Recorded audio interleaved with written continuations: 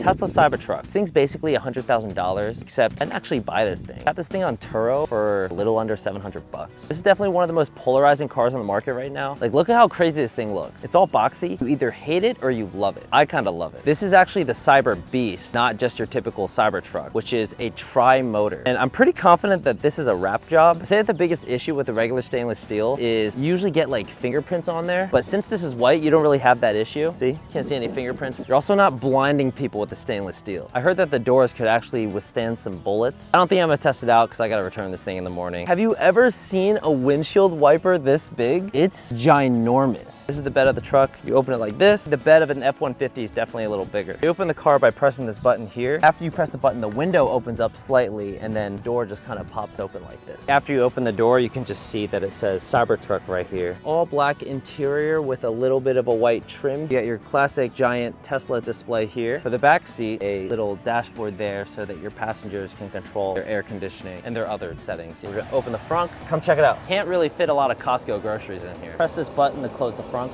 Let's do it. So the car is on, put this thing in drive. There's no Prindle, so you gotta put it in drive like this. Oh, you gotta put your seatbelt on, Tim. Put your seatbelt on. Now you can put it in drive.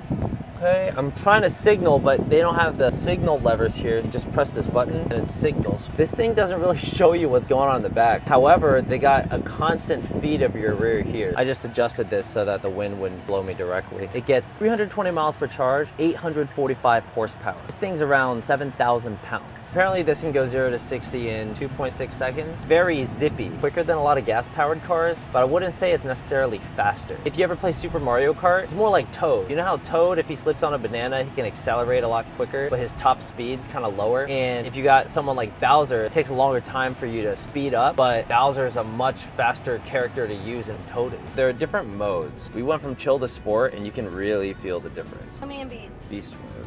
Oh, I like it. Once you put it in Beast, the acceleration is super sensitive. It also drains your battery. Put in Park, you just tap it right here. I've never had a Tesla before, and I didn't know that they had this like toy box function, but you can set different sounds or different things that this car does. When the guy from Turo first gave us the car, he set it so that it would fart every time we opened the frunk. Oh my god. Yeah, and I didn't know how to turn it off. See, fart. I'm showing my dad. We're picking up our friend Andrea. She's on FaceTime with her dad right now. Tammy said that this is like her Lexus synthetic leather. The Cayenne feels a lot nicer than this. The outside, I'm starting to think is just kind of like a gimmick. The inside is just like any other Tesla. I mean, this is different. What is this logo? Is this the Cybertruck logo? It feels kind of cheap on the inside. I have noticed that when you turn the steering wheel, it like squeaks a lot. I don't know if it's just this car or the tires might be just too big for this car. At a $100,000 price point, I'd rather have a Cayenne, rather have a Range Rover. I would take this over a Lexus, but it's also $40,000 more. It is fun to drive though, I will say. I go like 8.4 on this. There's some saved footage of me and Tammy filming the car. Look at us.